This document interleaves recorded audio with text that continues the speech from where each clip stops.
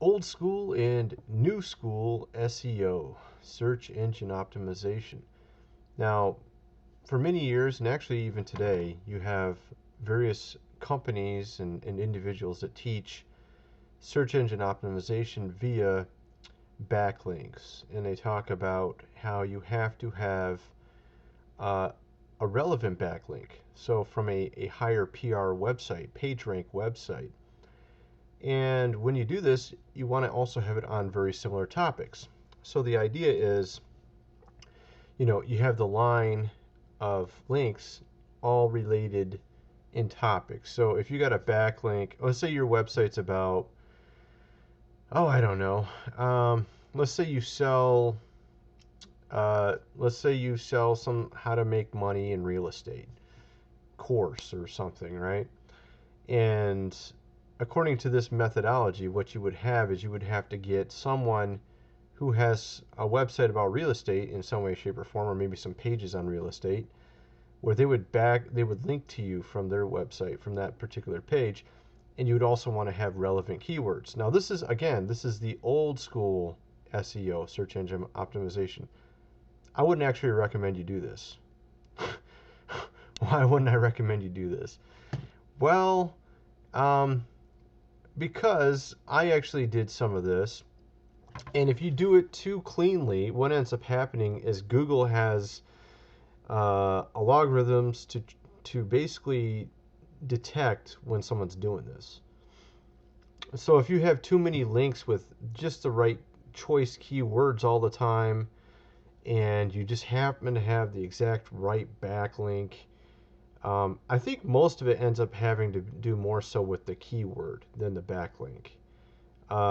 But actually, there were some situations where Google put in some algorithms to sort of nullify certain backlinks.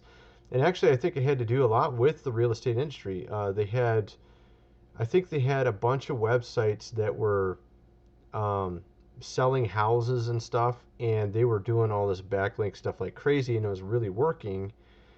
And Google didn't like how they were doing it, so on their next update, which was like some years ago, like I don't know, I'm trying to think now, maybe 4 years ago, when they did the update, all of a sudden these websites lost all their power, didn't get very much juice from those link juice from those backlinks. Okay, so I think when you have too many choice keywords in these backlinks, it actually can hurt you, especially if it's a link that's already existed and you're trying to update the link so that it's more SEO friendly.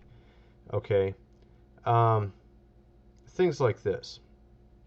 This is just based on what I've seen, and if you do too many edits to your website, it can change your website significantly enough. It will actually, essentially, lose the history, the power. Uh, I don't even know what the right terms are, but basically, I think it's what is the right? I'm thinking it's on the top of my head. Um,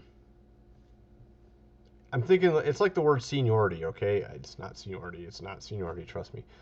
Uh, Grandfathered websites that have been around for a long time, that have a certain amount of power in their pages. If you change too many pages, you lose all that, whatever you call it, grandfathered age power or whatever. I don't even know what the word is.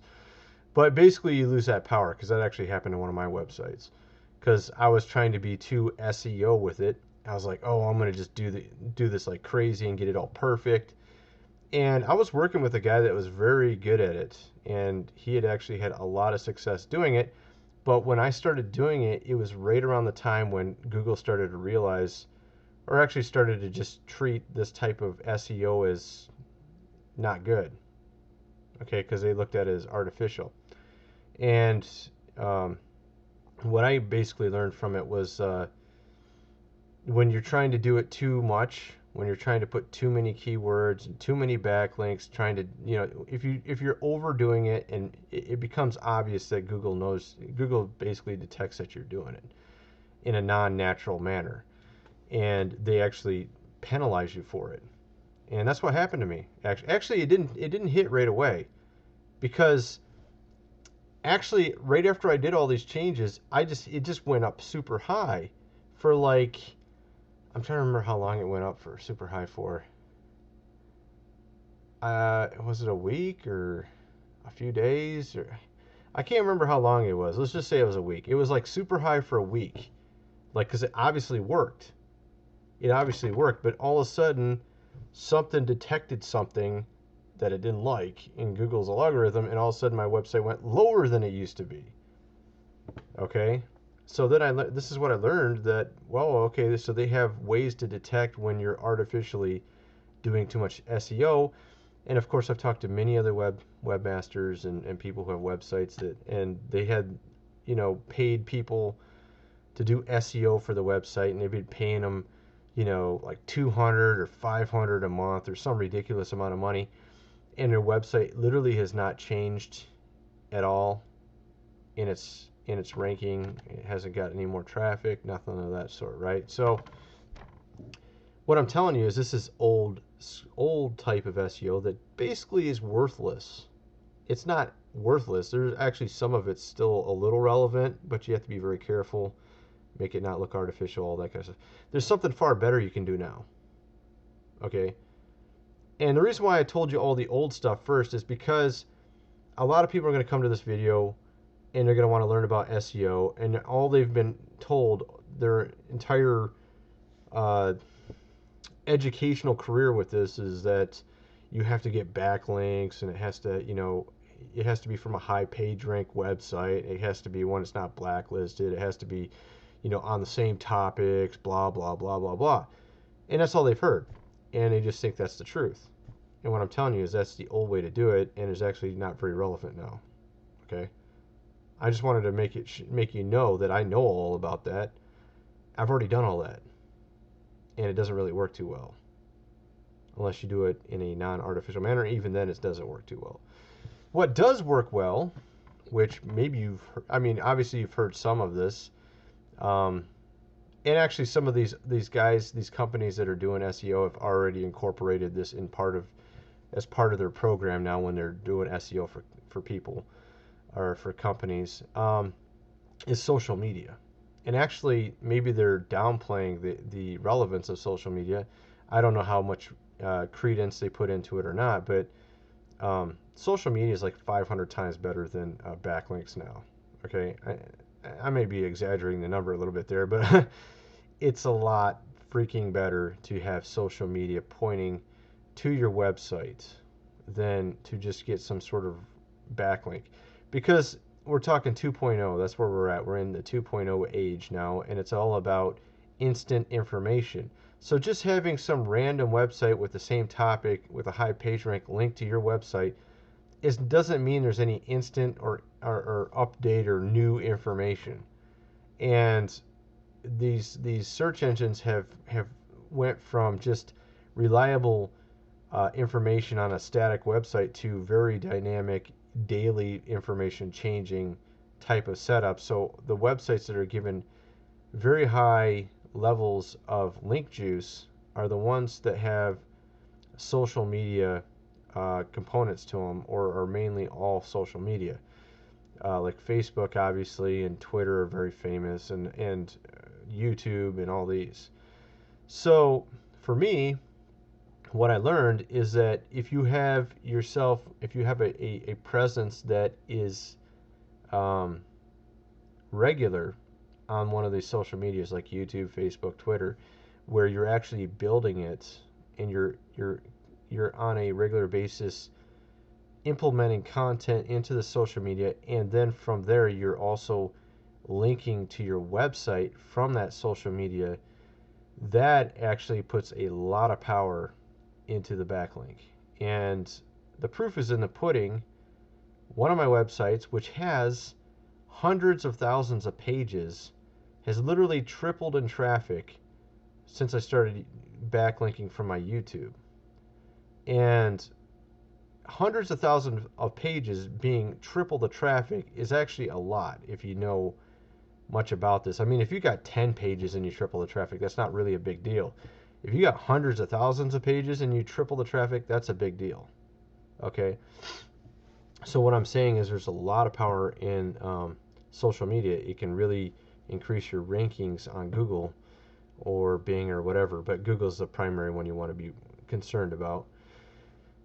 And I would say whichever social media that you can actually enjoy and stay regular on is probably the one you should focus on the most. Don't spread yourself too thin, because what you end up doing then is you just start doing bullcrap updates on each one, which are not relevant. You're just doing it so that you can get link juice, and then you don't give a shit and you won't do it anymore. It has to be something you actually care about. It has to be something that actually ties in with your business model. If you're selling something on the website, find a way to make it so that, on YouTube you can pull people into your website from talking about whatever the product is, or talking about something related, and then sell the product on the side while you're talking about this related topic that you enjoy talking about, because if you don't enjoy it, you're not going to keep doing it. Or it could be also Facebook. Some people are really into Facebook, usually women. I'm not into Facebook, so I really don't give a crap about it, Twitter, I couldn't get myself into that one either. It just seemed too fickle.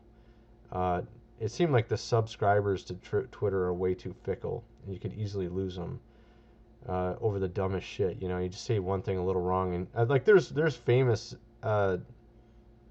situations where Hollywood people have said like one wrong thing and like lost half their Twitter subscribers. It doesn't usually happen on YouTube. I mean, recently the Fine brothers said some really, really dumb shit on their channel, and which really pissed off a lot of people.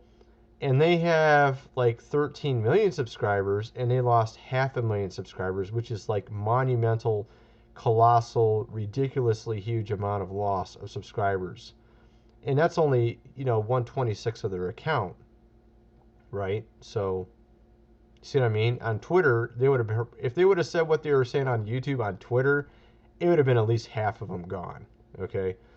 So that's why I hate Twitter. I don't like Twitter. But maybe you like Twitter. Maybe you like to say pithy comments, and people like what you say when you say all these cool pithy comments, and maybe you can build a following on Twitter. Maybe that's what you love to do. And if that's you, man. But the point is, all I'm trying to say is if you have some social media, you should probably stick on one, because you can't do all three unless you're just like some ridiculous social media freak and you just love doing them all or something. But I just stick with one for the most part. I mean, once in a while I'll throw up something on Facebook or Twitter. And I have some auto stuff too. You can do auto stuff where you got the content you're making on YouTube, auto upload to Twitter. Okay? Which is not exactly really good for building it, but it works in some respects. You have unique content going to Twitter. It's in an auto manner from something unique you're making over on YouTube. And you can also do it to Facebook too. I have like my videos uploaded to Facebook as well. But it doesn't necessarily mean anything's going to grow on a huge level on Twitter and Facebook with some auto thing. You know what I mean? And of course, everybody doesn't want to do any work. But see, if you enjoy something, if you enjoy talking about some topic or doing whatever, that's where you should somehow infuse that into your business. And then that way it will automatically grow and you'll enjoy what you're doing while you're doing it. I actually enjoy doing YouTube. It's a lot better than pretty much any other type of business stuff I've done. And I make money on YouTube. Okay? So, I mean, not only are you going to get higher page rank on Google, you're also going to pull people in just from your videos, just talking. And if you're selling services, you can make a lot of money selling services on YouTube if you actually know what you're talking about and if you can convince people to do something. Usually it's a confidence thing. They can usually tell if you're bullshitting. Not always. Some people are really good at bullshitting. There's a few on here. But, I mean, the whole thing is if you have confidence in what you're doing, and people can see that you know what you're talking about, they're gonna be willing to pay money for whatever your service is, or maybe buy your product. If you're just talking about products all the time on YouTube, no one's gonna freaking want to subscribe to you. Okay, so it's not about, and that's what a lot of businesses fail on YouTube, is they're just like really dumb about it. They're like, oh, I'm just gonna talk about my products. No one wants your freaking products, dude. It's like when you're watching TV, do you just like watching commercials and then turn off the show? No, you freaking don't. You don't want to watch the freaking commercials, okay? So, unless you really like what is being said in the commercial. So what you do is you give them interesting stuff they want, which is the show, whatever you're talking about, and then you maybe indirectly talk about the product once in a while, or maybe you just put a link on your video or something. You don't talk about products all the time, or your new latest MLM or whatever the hell it is. They're not going to subscribe to you. They don't want your stupid freaking, you know what I mean? They might want it later if you're talking about, stuff related to whatever service you're providing, and they really like what you're saying, and they start subscribing to you because they like what you're talking about. Then they will buy your service because it's complementary to what you're talking about. But just talking about the service all the time is just going to irritate people and turn them off. They ain't going to want to watch your video. They ain't going to subscribe to you. You know what I mean? So that's basically what I'm trying to get at. So social media is where all the power is for your website. Obviously, there's paid advertising, but that only goes so far. You have to be careful with that. Okay, now paid advertising is something relevant in some respects. It's not something that really grows your website. It's something you have to be careful about. You don't want to just use straight Google AdWords. You might want to do it with Google Shopping in conjunction with Google AdWords. You don't want to do it around Christmas with a lot of these paid advertisers because they double their charge fee, and it usually means basically you lose all your money. That's not really how you grow it. The way you grow it is, like I said, you have to have a following. You make a following, and you do that with unique content and content that updates. You have new stuff continually, and this is what the new age of the internet is. So if you want to really build a huge website, maybe you have some forums on your website. This is a good way to retain people on your website if you got forums. That's sort of a 1.5, 2.0 type of thing. It's not 2.0, but you know what I mean. So, and you can add and there are some features you can add to forums now, and other little gadgets you can add to your website to keep people on the pages. Like you can have it where they can make comments under the pages and ask questions and stuff. And this is the kind of stuff you want to have on your site. So it's more 2.0-ish, and this will help retain more of a following to your website. So if you have like something like Facebook or Twitter or YouTube going, and you got a following there, and you lead them over to your website, and you got some 1.5, 2.0 stuff over there, you can kind of grow a community over there as well.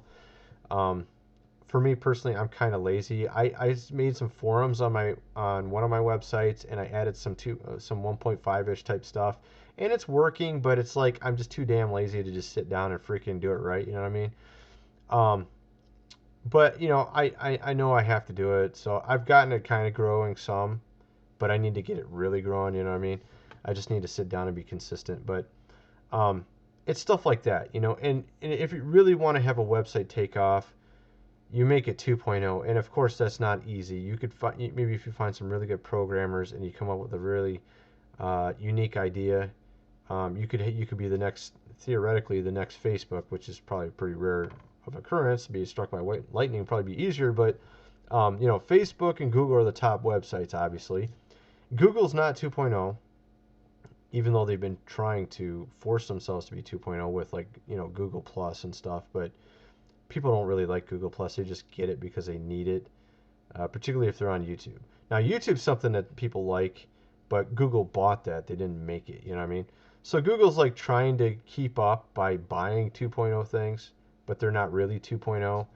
Facebook is 2.0, but Mark Zuckerberg's I don't like him. He's a dumbass. The guy's is a total idiot, but he's a smart idiot, and he knew how to stab people in the back while he's making an awesome website to get on top and become a billionaire. So it worked for him, I guess, right? Whatever, I guess. But you don't have to be a cool, nice person to be rich, I guess. You can be a total douchebag. But so he obviously spent a lot of time, and he actually sort of stole the idea from some twin brother guys in his college, and kind of made it better than their idea, sort of one-upped them. And then he pretended like he was making theirs for them, and then he made his own on the side that was better than the one he was making for them, and then he just stalled and never made it for them, and then he just made his own. And then he ends up getting sued by these dudes, and they get money out of it and all this. If you watch the movie about his life, but at any rate, he makes a website about connecting friends, and he has no friends because he backstabs them all. But whatever. So the point is that how does his website work? How does Facebook work? He gets people to build his website. Everybody goes on there and enjoys putting all their bullcrap up on Facebook. And because they enjoy it, they're actually working for him and don't even know it. They're building his site for him. And that's why his website became so huge, and it's worth so much, and he's worth so much money now, is because he didn't have to really lift a finger. He just made a system that people wanted to go and be a part of and build the website for him. So that obviously is the ideal if you want to, make some website that just makes tons of money. That's the I don't know, like the best of the best, I guess you would say. At any rate, I'm just trying to throw out ideas to people here, and I'm just trying to say, look, social media is where it's at. And if you can turn your website into a social media website, and then you got backlinks from a social media, and you somehow incorporate obviously something that people really want to do, I mean, it's not easy. I'm not saying this is easy, but this is kind of how you would make some monumental website potentially that's worth a lot of money, is to do something like this. And actually, I was sitting down trying to do it myself. I was really coming up with some killer ideas, but I just haven't had time to get to it because I'm so busy running a business. And I'm thinking to myself, eventually I'll be doing just YouTube full time and making residual income from my dropship business. I have some ideas on how to do that. And once I get to that point, I'll actually have the time to sit down and create these websites that I've come up with. And maybe I'll have some mega website, you know what I mean? I don't know. I'm hoping. So hopefully you learned something from this video. Thanks for watching.